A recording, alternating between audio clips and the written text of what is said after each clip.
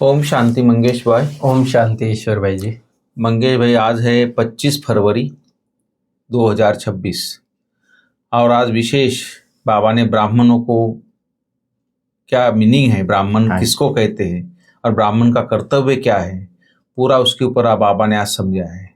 तो बाबा कहते कि तुम ब्राह्मण सो देवता बनते हो, तुम ही भारत को स्वर्ग बनाते हो, तो तुम्हें अपनी ब्राह्मण जाति का नशा चाहिए। ब्राह्मण जाति का नशा चाहिए, वह होता है ब्राह्मण जाति। तो ब्राह्मण की तो परिभाषा बताइए। बाबा ब्राह्मण जाति, क्योंकि बाबा के ज्ञान की विशेषता है कि बाबा का देह और देह के धर्मों से बिल्कुल ही संबंध नहीं है। आज दुनिया में जो अनेक जाति धर्म मठ, बाबा का जाति, यहाँ ब्राह्मण जाति कोई देह अभिमान वाली वो नहीं, देह की जाति नहीं है, लेकिन यहाँ बाबा का बड़ा गुह्य अर्थ है। ब्राह्मण कौन, पहले उसका कर्तव्य क्या है, उसका ब्राह्मण माना जिसने पहले तो ब्रह्मा तन में आए हुए शिव बाबा को पहचाना, वो सच्चा ब्राह्मण। फिर ब्राह्मण शब्द का अर्थ है बाबा का ये है कि जो मनसा वाचा कर्मणा पवित्र है, जिसकी दृष्टि रुत्ति स्मृति और कृति सर्वश्रेष्ठ है, वो सच्चा ब्राह्मण है। उसमें और एक लाइन में कहा है, कोई भी शूद्र वाला काम ना हो, बिल्कुल वो है ब्राह्मण। हाँ जी, हाँ जी। तो कहने का भाव कि यहाँ बिल्कुल भी जरा भी देह की जाति से संबंध नहीं है बाबा का, और बाबा का ज्ञान आत्मा के प्रति है और आत्मनिष्ठ बनाने वाला ज्ञान है। इसलिए बाबा कहते हैं ये जो ब्राह्मण माना ऊंची अंदर के जो दिव्य संस्कार है, पवित्रता है, वो उसको बाबा कहते हैं सच्चा ब्राह्मण। और उसका तो नशा होना ही चाहिए, उसका नशा होगा, क्योंकि उस ब्राह्मण पने के आधार पर ही हम फिर देवत्व की तरफ आगे बढ़ते हैं। इसलिए बाबा कहते हैं नशा जरूर होना चाहिए तुमको। इसी आधार पे क्वेश्चन है मंगेश भाई कि सच्चे ब्राह्मणों की मुख्य निशानियां क्या होगी, वो थोड़ा। हाँ, ये भी बाबा ने सच्चे ब्राह्मण की, वैसे ऊपर से हम विचार करें सच्चे ब्राह्मण की निशानी, तो सबसे पहले यही आता है कि वो मनसा वाचा कर्मणा पवित्र। जी बिल्कुल। दूसरा, सच्चा ब्राह्मण बाबा के प्रति, यज्ञ के प्रति बड़ा सच्चा वफादार होगा। लेकिन बाबा ने जो विशेषताएं बताई वो और भी गुह्य है। बाबा कहता है सच्चा ब्राह्मण इस पुरानी दुनिया से उसका लंगर उठ चुका होगा। बिल्कुल पुरानी दुनिया से कहने का भाव कि देह के संबंध, अपने पुराने संस्कार, पुरानी आदतें, वो कमी कमजोरियां, उन सब से भी लंगर उठ चुका है उसका। इतनी श्रेष्ठ स्थिति। वह जैसे इस दुनिया का किनारा छोड़ चुके हैं, कहीं भी लगाव नहीं, ममत्व नहीं। सच्चे ब्राह्मण वह जो हाथों से काम करे और बुद्धि सदा बाबा की याद में रहे। हाथ कार्डे दिल यार्डे। ब्राह्मण अर्थात कमल फूल समान पवित्र, जैसे कमल है कीचड़ में लेकिन सारा मतलब उससे न्यारा बिल्कुल, वैसे ही है हम कलियुगी एटमॉस्फेयर में, लेकिन हमारे जो मन बुद्धि संस्कार है वो अब उससे ऊपर उठ चुके हैं। ब्राह्मण अर्थात सदा आत्म अभिमानी रहने का पुरुषार्थ करने वाले। ब्राह्मण अर्थात काम महाशत्रु पर विजय प्राप्त करने वाले। ये भी बाबा का बहुत इंपॉर्टेंट है कि बाबा कहते हैं काम महाशत्रु पर विजय प्राप्त करने वाले। बाबा कहता है कि रूहानी बाप रूहानी बच्चों को समझाते हैं। क्योंकि बाबा का ज्ञान बताया ना कि आत्मा के लिए ही है। बाबा तो बिल्कुल 100% बाबा आत्मा अभिमानी है, तो आत्मा को देख के ही आत्मा को ही समझाता है। यह कभी नहीं भूलना कि हम ब्राह्मण हैं और फिर देवता बनने वाले हैं। ये स्मृति रहेगी। दुनिया में भी देखो आप, वैसे भी वो जाति का ब्राह्मण होगा ना, तो वो फिर उसके कास्ट अनुसार ही कर्म करेगा। वो ऐसे तो बाबा कहते तुम तो कौन से ब्राह्मण हो, ब्रह्मा के बच्चे ब्राह्मण हो, तो तुम्हारे कर्म भी ऐसे। इसलिए बाबा कहते हैं भूलो मत कि हम ब्राह्मण हैं। उसका आधार है हमारे, फिर स्मृति जैसे रहेगी वैसे कर्म होंगे। जी बिल्कुल। बच्चों का फर्ज है बेहद के बाप को याद करना। हम ब्राह्मण हैं, दादे से वर्षा ले रहे हैं, ग्रैंडफादर शिव बाबा से ब्रह्मा द्वारा वर्षा ले रहे, इसलिए शिव बाबा कहते हैं जितना हो सके याद में रहो, याद करते रहो। तुमको अब मैं उस दुनिया का लायक बनाता हूँ जहाँ विकार की बात नहीं रहती। बिल्कुल। इसलिए विकारों को छोड़ना ही छोड़ना है बाबा कहते हैं। बाप समझाते हैं बच्चों को मनसा वाचा कर्मणा एक्यूरेट बनना है। एक्यूरेट माना श्रीमत के अनुसार, जो मन वचन कर्म के लिए श्रीमत मिली है उस श्रीमत के अंदर एक्यूरेट चलना है, इसी में मेहनत है। फिर आगे बाबा कहता है बच्चों को आत्माभिमानी बनना है। यह तो पुराना छीछी शरीर है। तुम ब्राह्मण पूजा के लायक नहीं हो। बिल्कुल। हाँ, बाबा कहते हैं तुम गायन लायक हो, महिमा कर सकते हैं तुम्हारी, लेकिन पूजा के लायक नहीं है। पूजा के लायक देवता है, क्योंकि देवताओं की आत्मा और शरीर दोनों पवित्र है। हमारे भले संस्कार कितने भी श्रेष्ठ हो गए, ज्ञान कितना भी अच्छा हमने समझ लिया, लेकिन शरीर आखिर पुराना ही है, 5 तत्वों का ही है। मतलब जो अभी तमो प्रधान तत्वों का, इसलिए बाबा कहते इसकी पूजा नहीं हो सकती। हाँ, तुम्हारा गायन जरूर हो सकता है, और इसीलिए गायन है भक्ति में कि ब्राह्मण देवताय नमः, कि ब्राह्मणों को देवताओं से भी आगे रखा गया है। वो भी बाबा ने कहा क्योंकि ब्राह्मणों को ही संपूर्ण सृष्टि का ज्ञान है। सृष्टि चक्र के आदि मध्य अंत का ज्ञान ब्राह्मणों के पास ही है। फिर ब्राह्मण ही वो आत्माएं हैं जो परमात्मा पालना में पलती है, देवताएं नहीं पलते। हाँ, इसलिए बाबा कहते तुम गायन लायक हो, पूजा लायक, तो फिर देवता बनते, क्योंकि वो शरीर और आत्मा दोनों पवित्र है। फिर आगे बाबा कहते हैं मुझे याद करो, याद न करने से ही माया कुछ न कुछ विकर्म करा देती है। याद नहीं किया और लगी चमाट। सही है, चमाट लगती है। इसका कारण कहीं ना कहीं याद में कनेक्शन में लूज है, या याद प्रॉपर नहीं है। याद में रहने से चमाट नहीं खाएंगे। सही। अब पारलौकिक बाप ने ऑर्डिनेंस निकाला है। भगवान का ऑर्डिनेंस है, बच्चे काम महाशत्रु है, इन पर जीत पहनो और पवित्रता की प्रतिज्ञा करो। फिर बाबा कहते तुमको शुद्ध अहंकार होना चाहिए।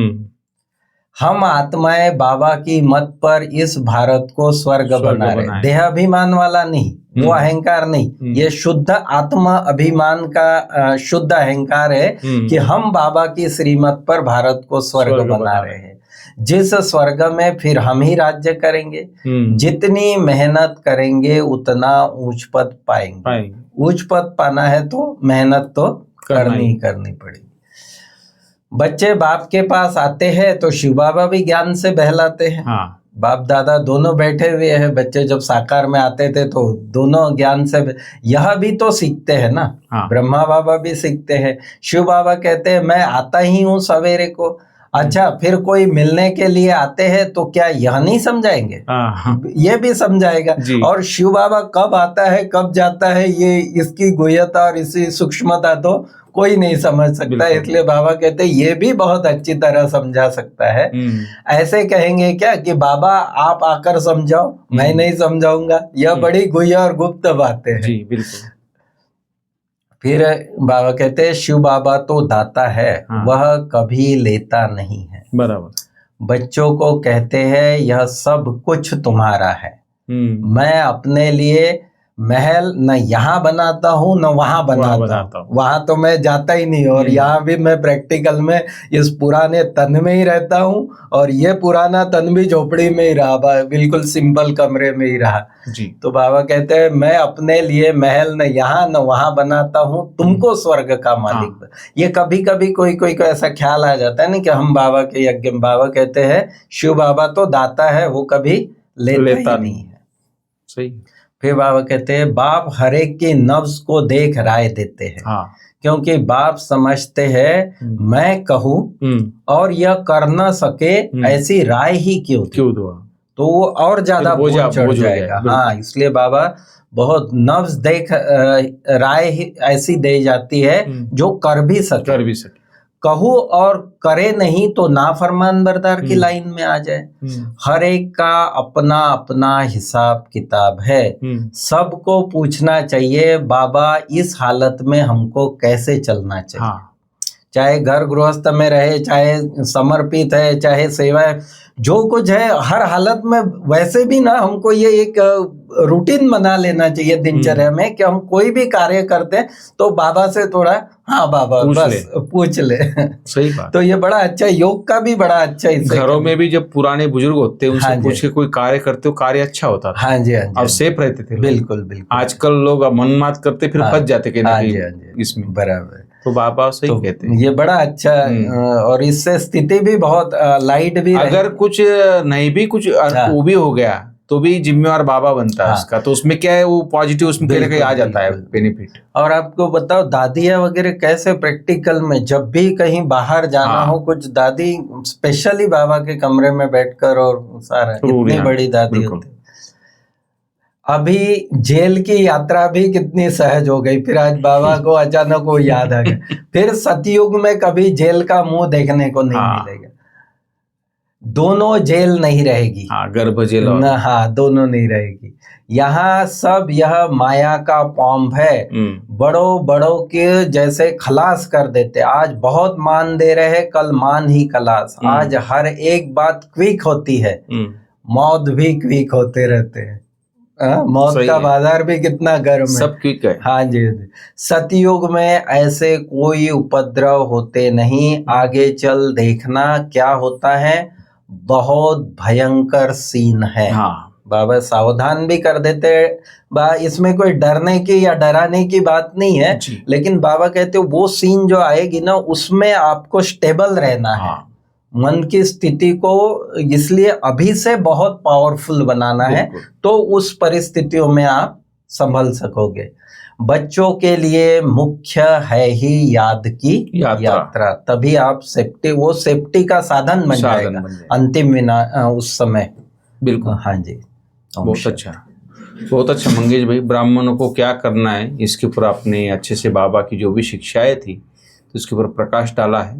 तो बाबा खास बोलते हैं कि मनसा वाचा कर्मणा, बहुत बहुत एक्यूरेट बनना है बाबा बोलता है।